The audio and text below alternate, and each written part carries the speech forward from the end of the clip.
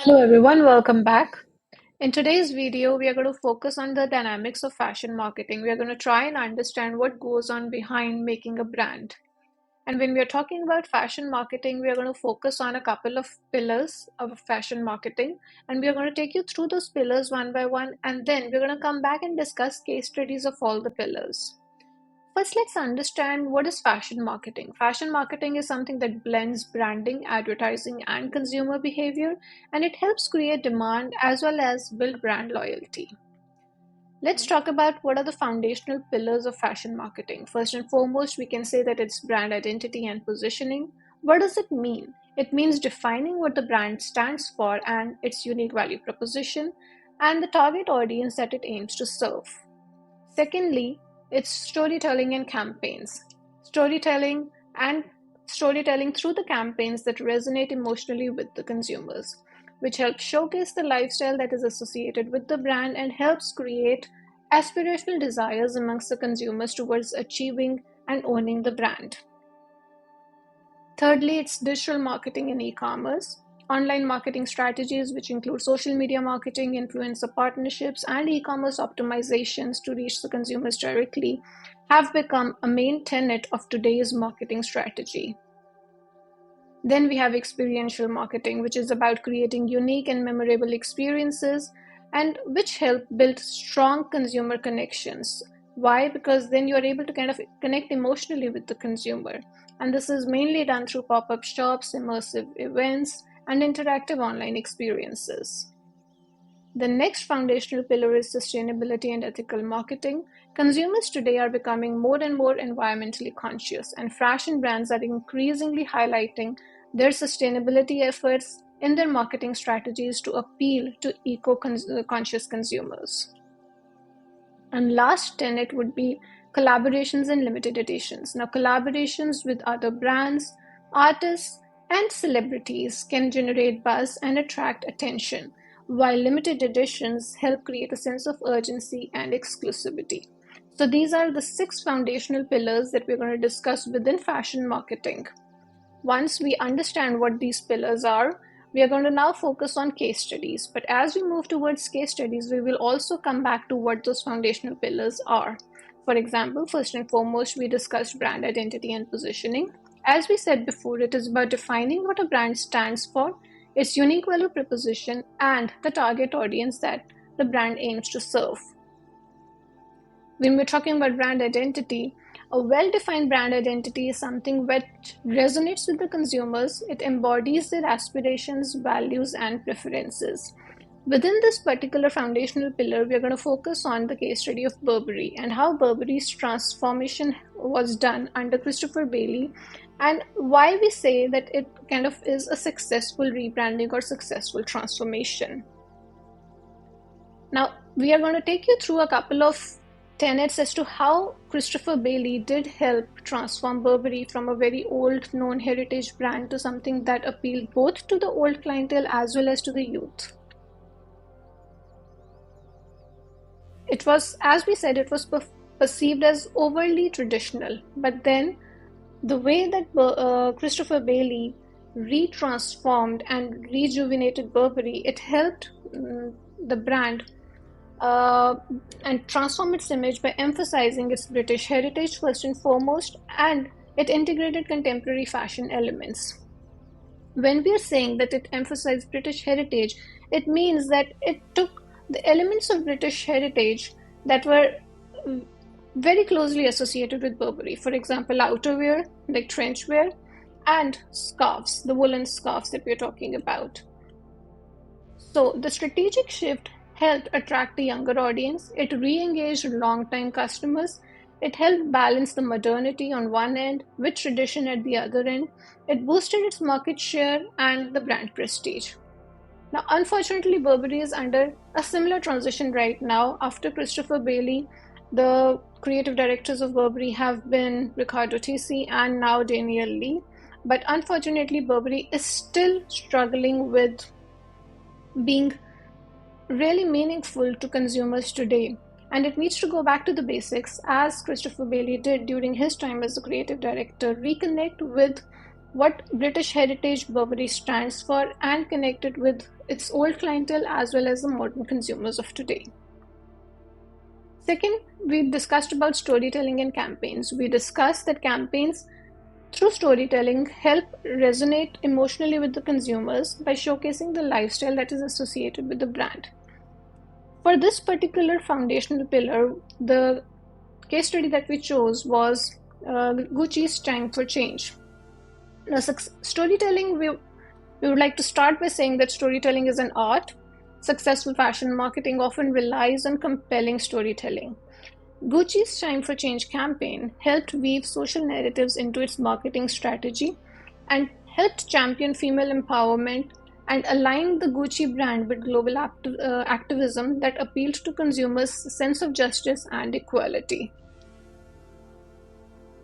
When we are talking about storytelling, one of the main marketing strategies that is usually employed by brands and luxury brands, that is heritage marketing, which is mainly about weaving stories through time, telling what the brand stands for, emphasizing the legacy of the brand, emphasizing the founders of the brand, and how the brand has traversed through centuries.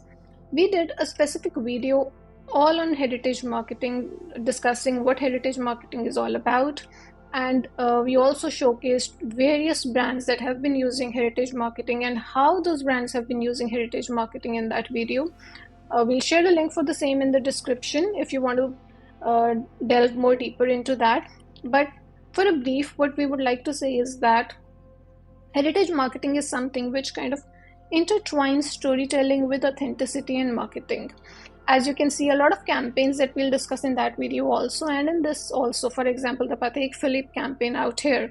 The heritage marketing, it helps transcend the traditional advertising, which turns brand stories into the narrative of legacy and time-honed craft.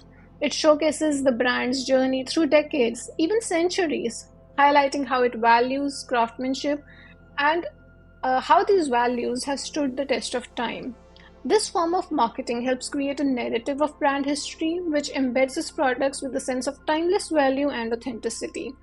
For example, just have a look at this Patek Philippe campaign, which has 3 generations of a family, and it says that you never actually own a Patek Philippe, you merely look after it for the next generation. This is a very good example of storytelling, a very good example of heritage marketing also.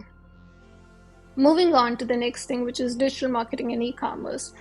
As we discussed, it is about online marketing strategies, which include social media strategies, influencer partnerships, and e-commerce optimizations to reach the consumer directly.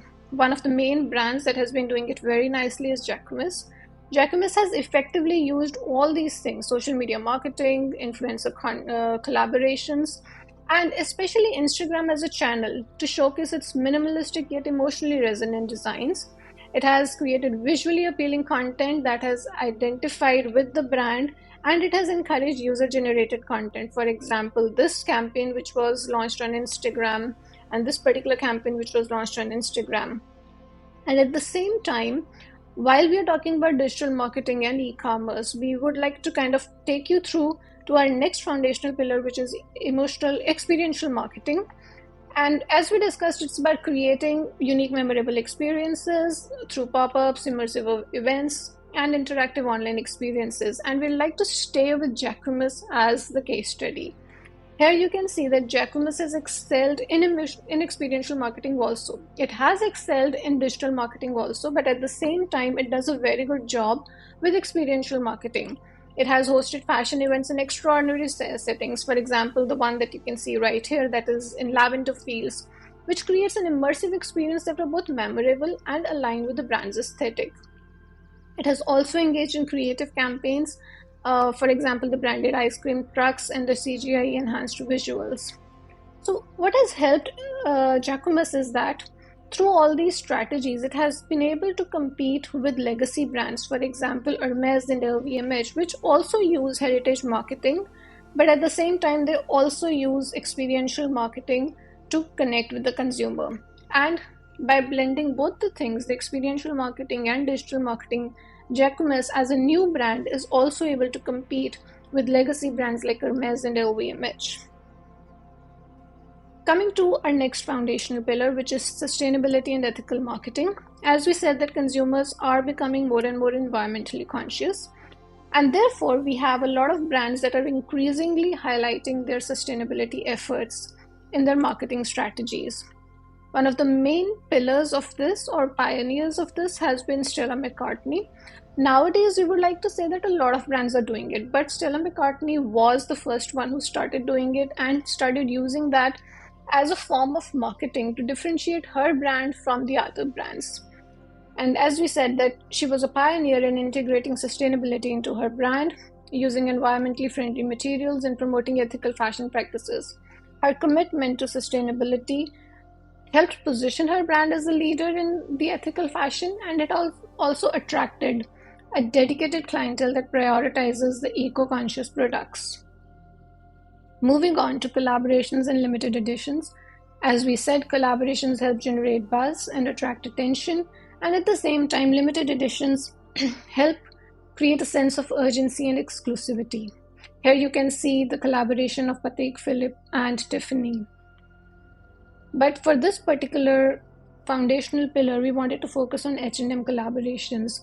H&M, the fast fashion brand, its collaborations with high-end designers, for example, Karl Lagerfeld, Alexander Wang, have allowed the brand to offer exclusive designer pieces at more accessible prices, which helped create buzz, and it drew a lot of crowds for the brand. And the limited time collections also generated significant media attention, in-store traffic, it boosted sales, and it enhanced H&M's image by associating it with high-end designers. A couple of the campaigns were with Karl Lagerfeld, as you can see, with Balmain, as you can see here. Given all this, what can we say in conclusion? We can say that from Burberry's strategic rebranding to Stella McCartney's commitment to sustainability, each of the case studies that we have highlighted here in this series has demonstrated how effective marketing goes beyond mere promotion. It helps you build a narrative, it helps drive innovation, and it fosters connection with the consumers. That's all that we have for you in this video on fashion marketing and fashion marketing case studies. Hope you've enjoyed this video. If you want to read more content about it or listen to other videos, uh, check out our YouTube channel or connect with me at pallavisegal.com, where you'll find a lot of content related to fashion, fashion marketing, strategy, and how all that can be used together to build a brand presence. Thank you. Stay tuned in.